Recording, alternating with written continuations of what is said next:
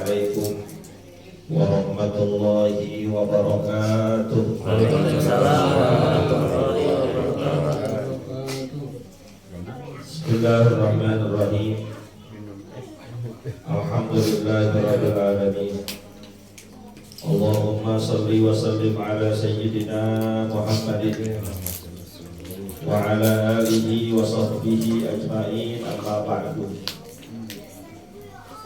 Faqad qala Allah ta'ala a'udzu billahi minasy syaithanir rajim. Bismillahirrahmanirrahim. Qul innal mauta alladzi tafirruna minhu fa innahu mulaqikum tsumma turaduna ila 'alimil ghaibi wasyahadah fayunabbi'ukum bima kuntum ta'malun. Shadaqallahul azim wa sadaqa Rasulullah sallallahu alaihi wasallam nabiyul habibul karim wa nahnu ala dzalika minasy syahidin wasyakirin walhamdulillahi rabbil alamin. Yang sama-sama kita hormati dan muliakan guru kita Ustaz Dr. Andes Haji Asman bin Haji Abdul Rahim, orang tua kita Bapak Abdul Ghani bin Haji Jeni, Bapak Ketua RT 11 RW 011, hadirin yang dimuliakan oleh Allah. Alhamdulillah, malam hari ini kita bisa hadir berkumpul memenuhi undangan dalam rangka acara 40 hari wafatnya, catatannya kan? Almarhumah Salsabila. Usianya berapa ya Bapak? Waktu itu 23 tahun. Masih muda Bapak. Mudah-mudahan dengan hadir dan kumpulnya kita malam hari ini, bacaan-bacaan yang kita ucapkan dan juga doa-doa yang kita panjatkan menjadi sebab almarhumah diampuni segala dosa dan kesalahannya oleh Allah Subhanahu wa taala. Diterima amal ibadahnya, dijadikan kuburnya raudhah min riyadil jannah. Amin ya rabbal alamin. Hadirin yang dimuliakan oleh Allah, almarhumah ini meninggal usianya relatif muda, 23 atau 24 tahun. Kalau bicara pantes-pantesan, kayaknya masih banyak yang lebih pantas meninggal duluan. Yang usianya tuaan, yang badannya rada lemesan. Pak Bakti ini kira-kira usianya berapa? Sekarang 70. Pantesan mana ini kalau bicara pantes nih? Pantesan yang usia 70 sampai 23 yang meninggal. 70 lebih pantas. Tapi ternyata yang namanya meninggal bukan urusan pantes-pantesan. Yang namanya kematian adalah sesuatu merupakan takdir Allah Subhanahu wa taala.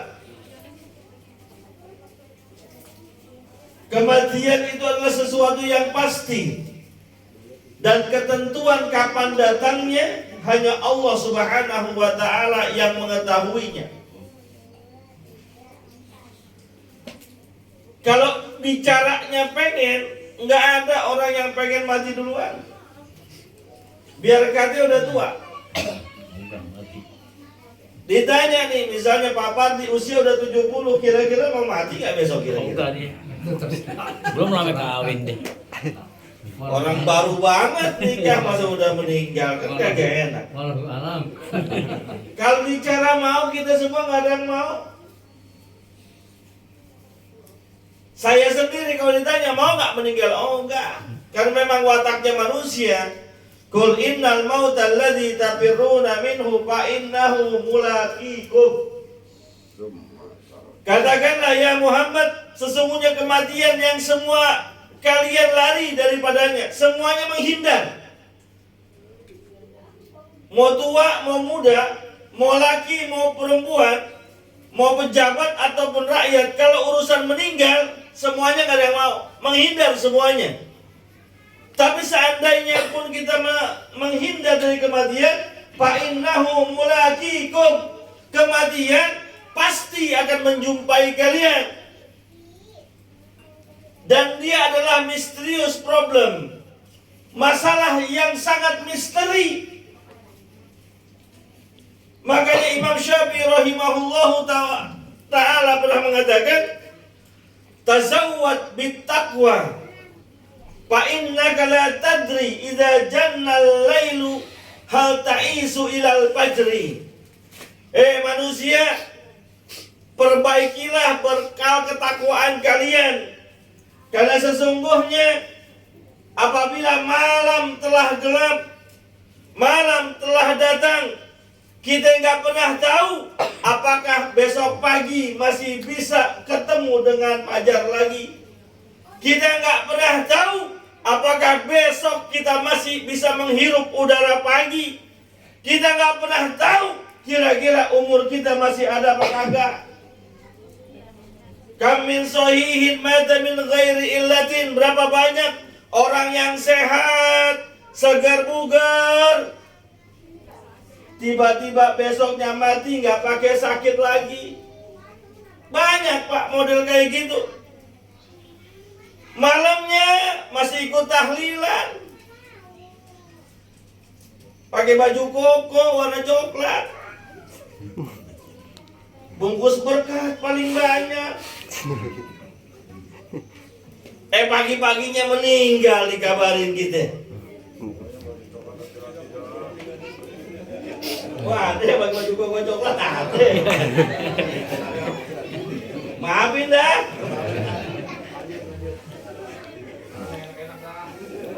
Kagak nyangka ya, pada semalam ikut tahlilan, duduknya di samping saya, meninggal. Pantas dia bungkus kue banyak banget, buat bekal rupanya itu.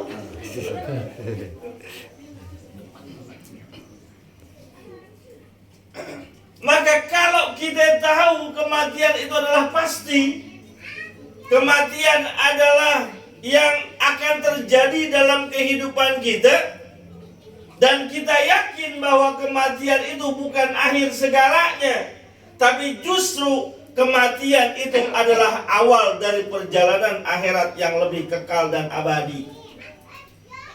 Makanya Sayyidina Utsman bin Affan radhiyallahu taala anhu setiap lewat ke kuburan beliau pasti nangis, bersedih.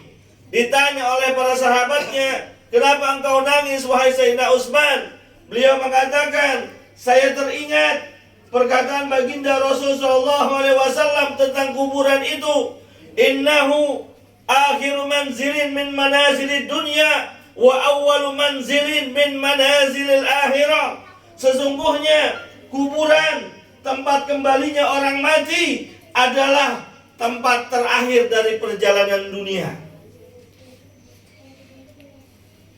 Kita hidup bisa pindah-pindah, kadang di RT 11, kadang di RW 11, kadang di RW 3. Rumah kita bisa pindah-pindah.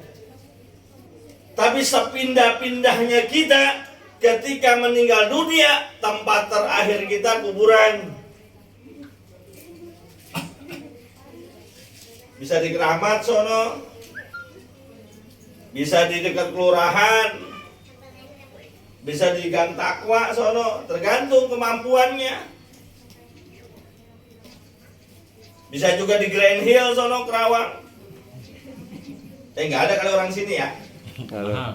Mahalan, bukan ukuran kita. Tuh yang di Grand Hill tuh mereka yang kalau sakit berobatnya ke Singapura tuh, King Elizabeth. Minimal rumah sakit Siloam. Kalau modelnya kayak kita berobat juga BPJS. Udah ngantri. Berobatnya di puskesmas. Sakit apa aja obatnya nentu.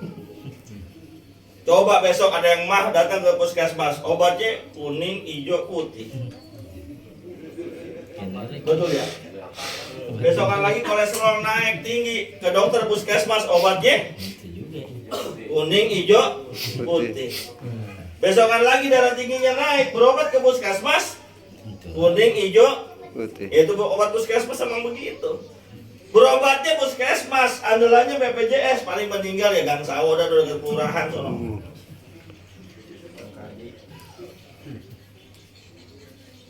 Tuh tempat kembali terakhir kita. Tapi kubur itu adalah awwalu manzilin min manazilil akhirah. Adalah tempat pertama dari perjalanan akhirat yang maha dahsyat dan maha panjang. Paman naja minhu pama baidahu aisar. Siapa orang yang selamat nanti di kuburnya dari pertanyaan munkar dan nakir, mendapatkan nikmat kubur, maka perjalanan setelahnya jauh lebih mudah. Ini kan kita sering ngantar saudara, sahabat, kerabat ke makamnya ya. Bahkan kadang-kadang kita ikut nurunin tuh. Ya, ikut nurunin, ikut mendemin juga sampai berakhir. Itu dalam syariat agama kita, setelah seseorang masuk ke dalam lubang kuburnya, pergilah orang-orang yang mengantarnya dan juga keluarganya. 7 langkah setelah itu, yanzilani malakani, akan turun 2 malaikat munkar dan nakir. Ngapain? Integrasi, wawancara dengan berbagai macam pertanyaan. Man rabbuka, wa man nabiyyuka, wa ma kiblatuka, wa man ikhwanuka, wa ma imamuka.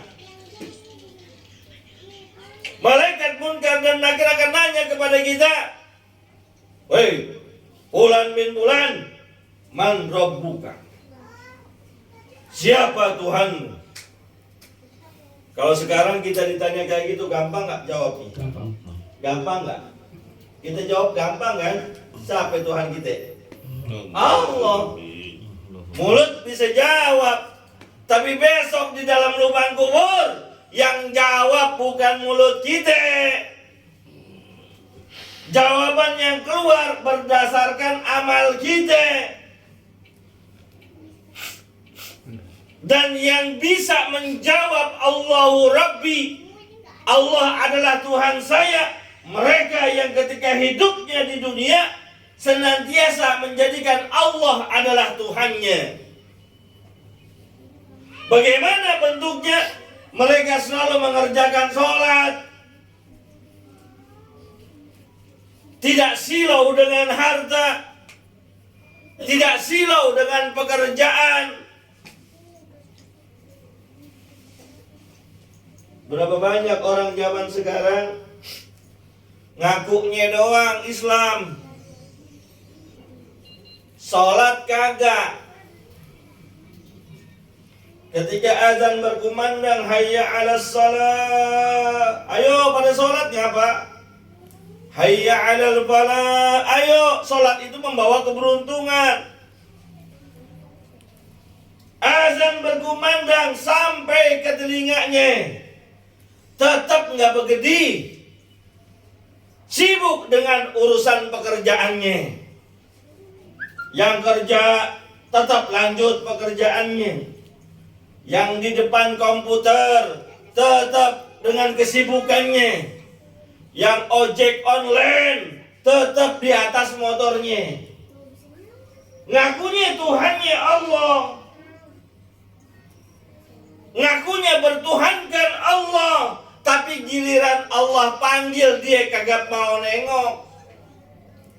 Padahal yang ngasih makan dia Allah, yang ngasih pakaian dia Allah, yang ngasih tempat tinggal buat dia Allah. Tapi Allah panggil dia kagak mau nengok. asik dengan urusannya. Yang kayak gitu nggak bakal bisa menjawab Allahu Rabbi, kagak bakalan. Coba bayangin, kita punya bos, misalnya kita punya bos kita ngasih gaji ke kita sebulan 10 juta. Ada nggak yang gajinya sebulan 10 juta di sini? Nggak ada. Payah amat rumahnya. Nggak apa-apa, nggak pakai baterai juga gua kuat.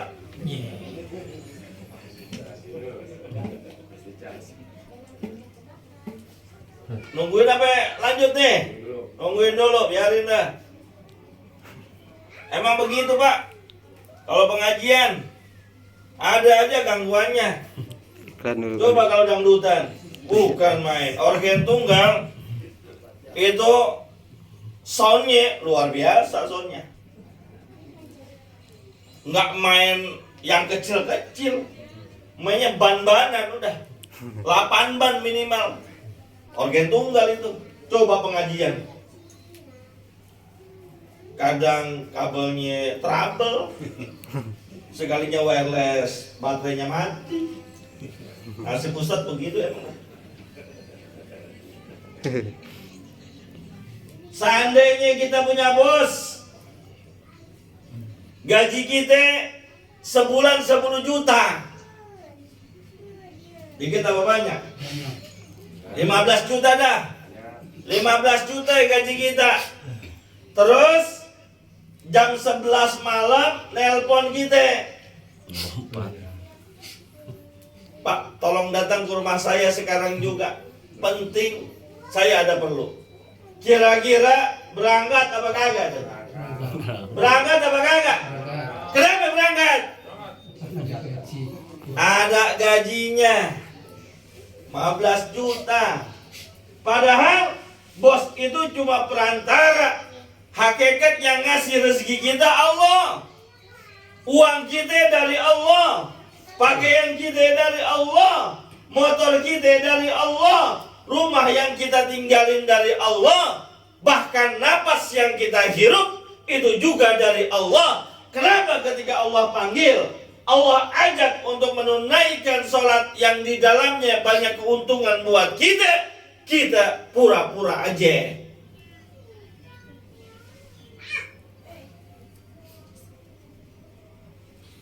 Amal sholat berat-berat banget. Padahal dalam firman Allah Subhanahu wa taala dikatakan, "Ma salakakum fi saqar?" Qalu lam naku minal musallin. Di neraka itu nama-namanya banyak. Di antara nama neraka ada namanya neraka Sakor.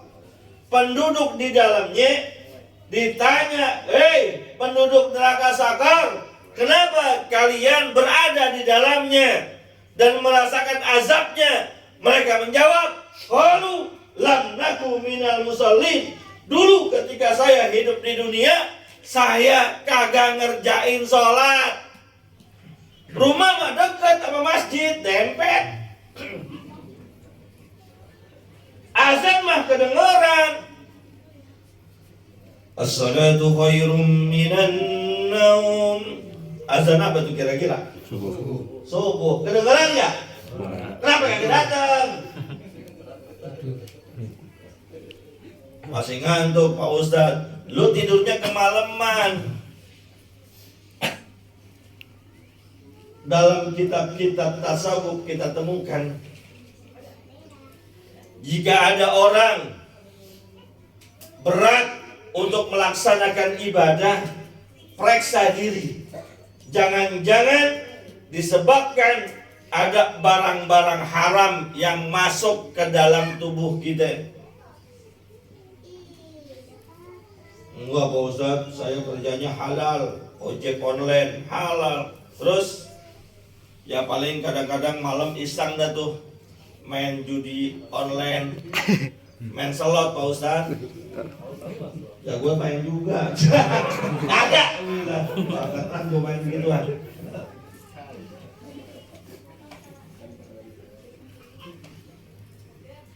Azan kedengaran, masjidnya dekat, tapi kenapa kagak nyampe ke masjid? Kenapa? Tanya dong diri sendiri.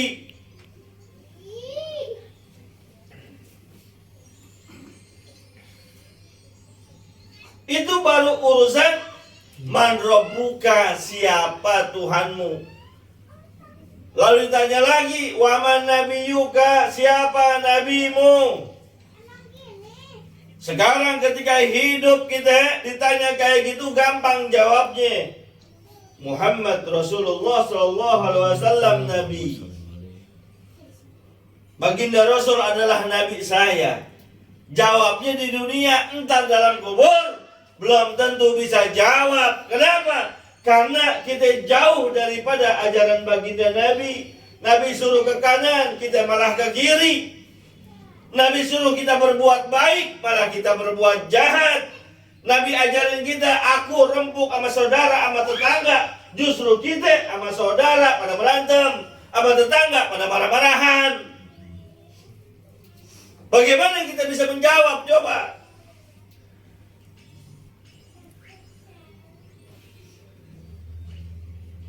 Pertanyaan munkar dan nakir di dalam kubur itu pasti.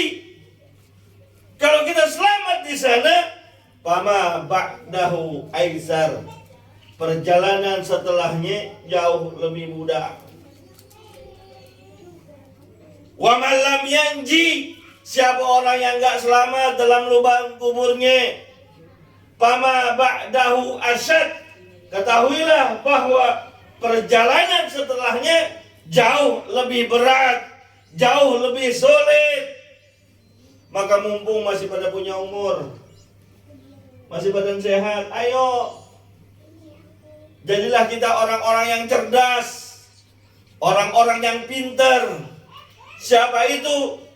Yang ketika ada sahabat Nabi bertanya kepada Rasulullah, ya Rasulullah, ayyul mu'minul akyas, mukmin yang bagaimana yang cerdas, mukmin yang bagaimana yang pintar. Jawaban baginda Rasul sallallahu alaihi wasallam, mukmin yang pintar, mukmin yang cerdas adalah aktsaruhum lil mauti dzikran wa ahsanahum lima ba'dahu isti'dadan.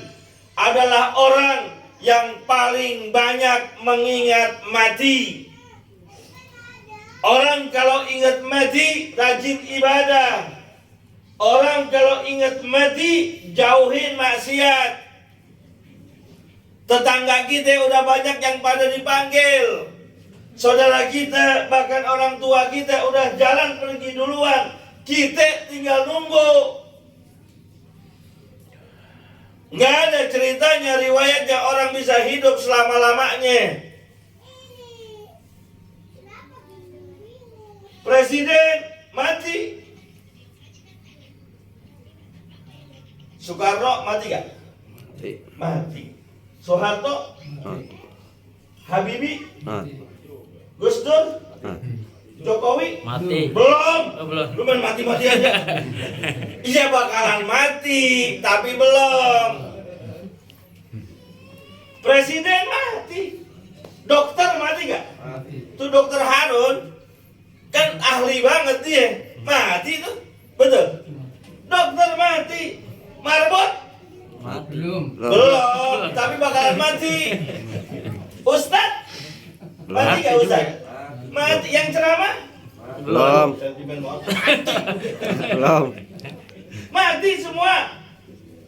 Kalau Ustad juga mati, guru-guru juga mati, orang biasa juga bakalan mati. Maka ingat itu.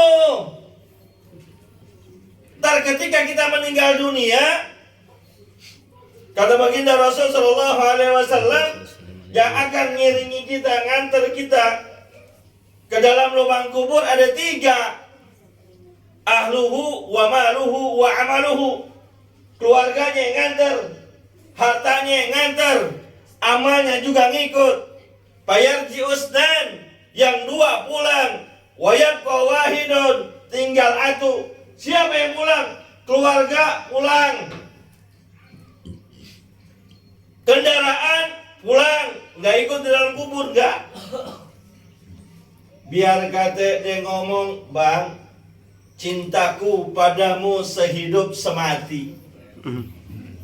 Red, bapak-bapak nih, biar kata sayang banget sama bininya, cinta banget sama bininya, saking cintanya sampai takut. Ketika bininya meninggal dunia masuk ke lubang kubur, mau nggak nemenin? Enggak. Kagak bakalan, model kayak lu mah. Masih hidup aja gue pikir cari yang lain. Betul. Kalau perlu ganti, tuker tambah. Dari ke PKB. Ya, iya aja udah. Kendaraan kita ngikut, motor kita ngikut nganterin sampai depan doang. Tapi ketika kita masuk, pulang dia semua. Wayabqa wahidun, yang tinggal satu, apa? Amal kita. Dan yang ngikut itu bukan hanya amal baik, amal kemaksiatan juga ngikut. Amal sholat ngikut, amal puasa ngikut, amal zakat, amal sedekah ngikut. Tapi amal godain janda ngikut juga. Amal makan minuman yang haram ngikut. Amal jahatin orang, berek sama tetangga, hasad iri sama saudara ngikut. Dan semuanya akan bertarung mana yang lebih banyak. Maka lanjutannya kata Nabi Sallallahu Alaihi Wasallam, yang namanya orang pintar adalah ahsanuhum lima ba'dahu isti'dadan. Orang yang paling bagus, yang paling banyak mempersiapkan kehidupan setelah mati. Nanti di akhirat nggak ada berlaku harta kita. Yauma la yanfa'u malun wala banun illa man atallaha biqalbin salim. Ketika nanti masuk negeri akhirat, nggak berguna harta kita, nggak berguna anak keturunan kita, kagak. Duit kita banyak, di dunia boleh jadi raja. Duit kita banyak, kita mau minta tolong apapun gampang. Kalau duit banyak mau ngapain aja enak ya, bener kan? Duit banyak, mau beli mobil bisa, yang duitnya banyak. Mau beli rumah, mau jalan-jalan enak, duit kita banyak. Mau kawin lagi juga nggak apa-apa ya, duit banyak, betul? Nggak diizinin, ya takut amat. Kalau duit banyak beres. Tapi nanti di akhirat duit kita yang banyak nggak berguna, nggak bermanfaat. Malaikat nggak bisa disogok, malaikat nggak silo sama harta kita. Di dunia anak banyak, rada enak. Ketika masuk usia tua, anak banyak, banyak yang bantuin, apalagi anak yang soleh. Mau bulan puasa, lebaran, anaknya ada 6. Soleh-soleh semua, baik-baik semua, taat semua. Pada datang ke rumah orang tuanya. Ada yang bawain beras, ada yang bawain biskuit, ada yang bawain sembako. Masing-masing gemelin sejuta kan beres. Anak banyak berguna di dunia. Tapi nanti di akhirat, anak kita yang banyak tidak berguna, tidak bermanfaat. Illa man atallaha biqalbin salim, kecuali mereka yang datang menjumpai Allah dengan hati yang bersih, hati yang selamat, hati yang penuh dengan nilai-nilai ibadah. Maka hadirin, sebagai sebuah penutup, yuk kita jadikan pelajaran. Hari ini kita doain saudara kita, bisa boleh jadi kita yang bakal didoain suatu saat nanti. Amin.